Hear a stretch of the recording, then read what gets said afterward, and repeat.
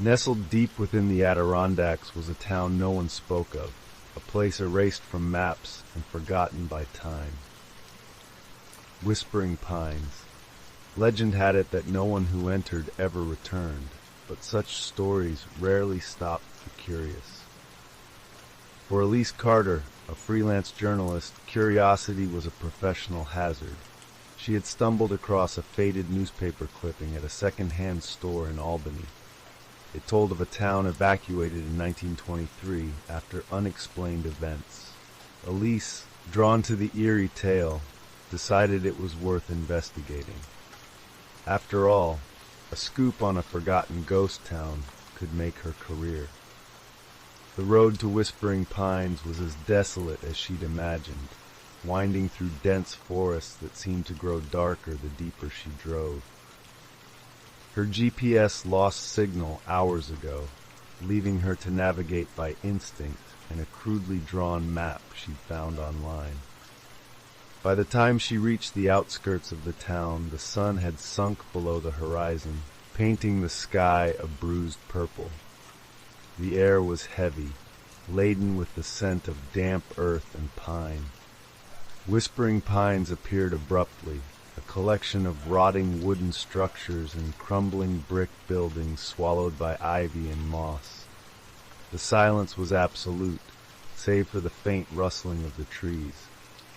Elise parked her car and stepped out, her boots crunching on gravel. A chill ran down her spine, not from the cold but from the sense that she was being watched. She brushed it off as paranoia and grabbed her camera. The first building she entered was the general store. Dust covered every surface, and shelves stood crooked, their contents long decayed. A faded sign behind the counter read, "Everything you need and more." Her flashlight beam caught something on the wall. A series of deep scratches gouged into the wood, forming strange, looping patterns. Elise traced the marks with her fingers. They seemed deliberate, almost ritualistic. As she lowered her hand, she felt a sudden draft, and the faintest whisper tickled her ears. "Leave." She spun around, the beam of her flashlight slicing through the darkness. No one was there. The whisper had been so soft, so fleeting, she almost convinced herself it was her imagination. Almost. Outside, the air had grown colder, the rustling of the trees more pronounced. She glanced at the towering pines, their branches swaying despite the absence of wind. It was as if they were alive, watching her every move. The next stop was the church. Its steeple leaned precariously, and the stained glass windows were cracked but intact. Pushing the heavy oak door open, Elise stepped into the nave. The interior was eerily pristine compared to the rest of the town. Pews stood in perfect rows, and the altar bore an open book, its pages yellowed with age. She approached the altar, her camera clicking as she took pictures. The book's text was written in a language she didn't recognize, jagged symbols and sharp lines that seemed to writhe on the page. As she stared, a low hum filled the room, growing louder with each passing second. Her flashlight flickered. The hum became a chorus of whispers, indecipherable and maddening. Elise backed away, her breath coming in short gasps. The whispers stopped abruptly as the flashlight went out. For several heart-pounding moments, there was only darkness. Then a sound, a low, guttural growl. Elise fumbled for her flashlight, smacking it against her palm until the beam returned. In the flickering light, she caught a glimpse of something hunched in the shadows, its eyes reflecting the beam like a predator's. She didn't wait to see more. Heart-pounding, she bolted from the church, slamming the door behind her. Back in the street, the town seemed different. The buildings loomed larger, their shadows stretching unnaturally. The trees whispered louder now, their rustling voices forming words. "Why have you come?" Elise's courage wavered. She considered returning to her car and leaving. but the journalist in her refused to back down. She decided to head for the largest building in town, a sprawling mansion at the far end of the main street. The mansion's doors were ajar, creaking as she pushed them open. Inside, the air was thick with decay. The grand staircase split into two directions, leading to a balcony that overlooked the entryway. Portraits lined the walls, their subjects' faces blurred and indistinct as though they had been smeared by an unseen hand. Elise explored cautiously, her camera capturing everything.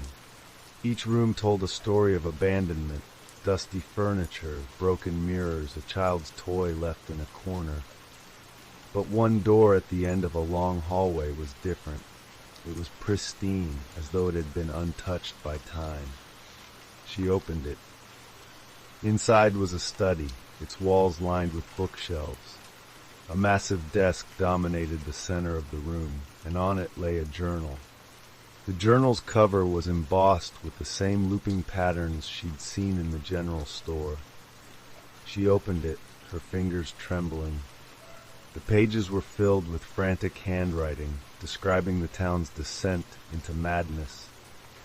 The writer spoke of the trees, how they whispered secrets and made demands, of people disappearing, their faces appearing in the bark of the pines.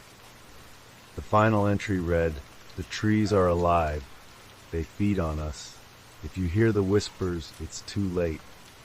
Elise slammed the journal shut, a chill spreading through her.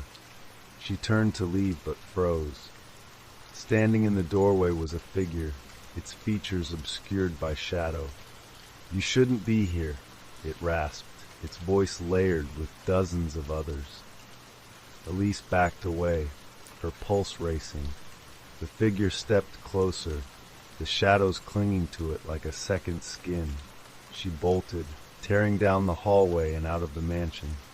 The town was alive now. Shadows moved where they shouldn't, and the whispers had turned into wails. The trees swayed violently, their branches reaching for her like skeletal hands.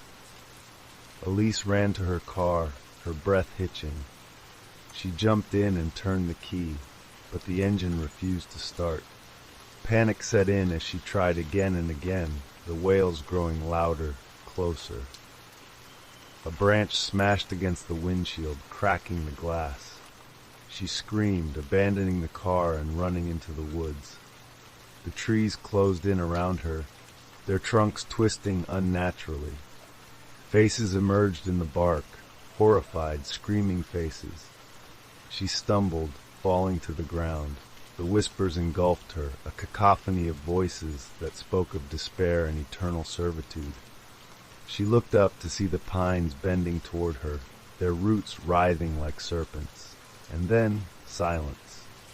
Weeks later, hikers found her car, abandoned and covered in moss. Of Elise, there was no trace. But those who dared venture into whispering pines swore they heard a new voice among the whispers.